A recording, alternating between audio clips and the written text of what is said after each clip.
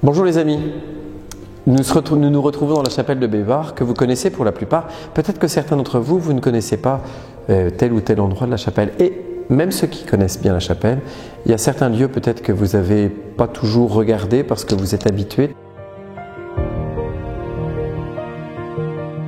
Je vais vous présenter quelqu'un qui vient de revenir dans la chapelle. Revenir. Parce que c'est quelqu'un qui a été là pendant très longtemps. Il y avait une espèce d'alcôve. Ce vitrail qui date, le vitrail lui-même date du 19e siècle, mais il y a un espace ici avec une fenêtre qui est beaucoup plus ancienne, qui date de l'époque de Louis XI, donc du 15e siècle. Le vitrail parle, entre autres, il y a une scène centrale où on a deux personnages d'un certain âge, c'est Joachim et Anne, et donc vous avez deviné, le petit enfant qui est dans un berceau, c'est la Vierge Marie. La Vierge Marie, avec en haut l'Ancien Testament qui nous parle justement de celle qui doit venir, et puis en bas, vous avez tous les saints du ciel avec la Vierge Marie qui est là, on voit même un pape. Pourquoi est-ce que je vous parle de ça? C'est parce qu'aussi, pendant très longtemps, il y a eu une image en plâtre qui vient d'Italie, mais qui rappelle un événement qui est important pour ici, ou tout au moins pour le Maine-et-Loire et le diocèse d'Angers. Cette image, c'est marqué dessus, c'est Maria Santissima Bambina. Ça veut dire qu'en italien, ça veut dire Marie, Sainte Marie enfant.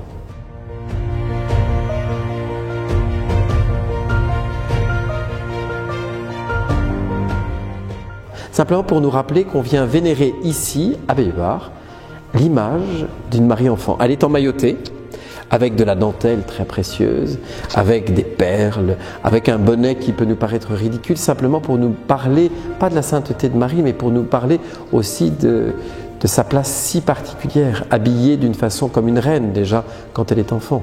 Mais surtout, ça veut nous parler de quelque chose qui est essentiel. Souvenez-vous, dans les premières pages de l'Évangile, on nous dit que Marie a emmailloté l'enfant Jésus et l'a déposé dans une crèche. Marie, elle est emmaillotée là aussi. Ça veut dire qu'elle est vraiment femme. Petite fille d'abord, bébé, et puis elle va grandir au milieu de notre humanité, auprès de ses parents, Anne et Joachim, présentés au temple, vivant au temple pendant un certain nombre d'années.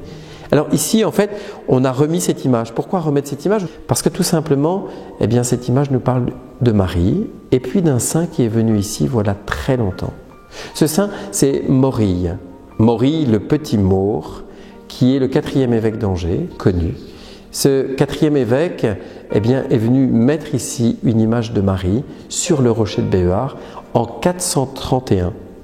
431, il vient ici et il remplace une divinité païenne par une image de Marie. Cette image, on ne l'a pas conservée.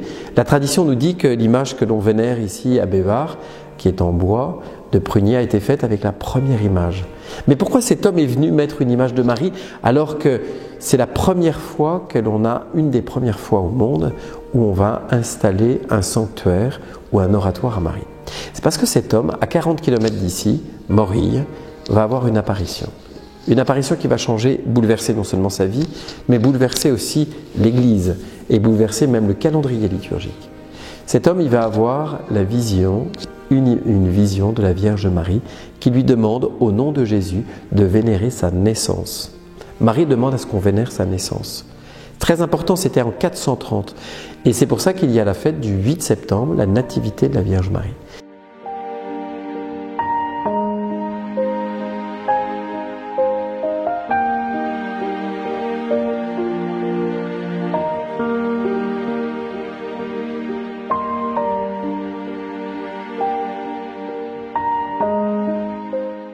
Parce que tout simplement, un homme ici, dans notre campagne, au bord de la Loire, dans un endroit qui s'appelle aujourd'hui le Marilais, Morille, Marilais, cet homme avait eu l'apparition de la Vierge Marie qui lui avait demandé qu'on honore sa naissance.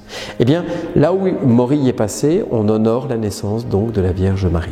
Et donc c'est pour ça que ici, eh bien, depuis des siècles, on vénère Marie, mais depuis un certain nombre d'années, on vénère aussi Marie, petit enfant, Marie bébé, tout simplement la naissance de celle qui a donné naissance au Rédempteur. Alors vous verrez cette image, vous verrez elle a une particularité, c'est qu'elle a des yeux en verre, en sulfure, et puis vous avez aussi une joue qui est un petit peu usée, pour une raison très simple, c'est que pendant très longtemps les gens sont venus toucher, embrasser, comme une relation intime avec Marie.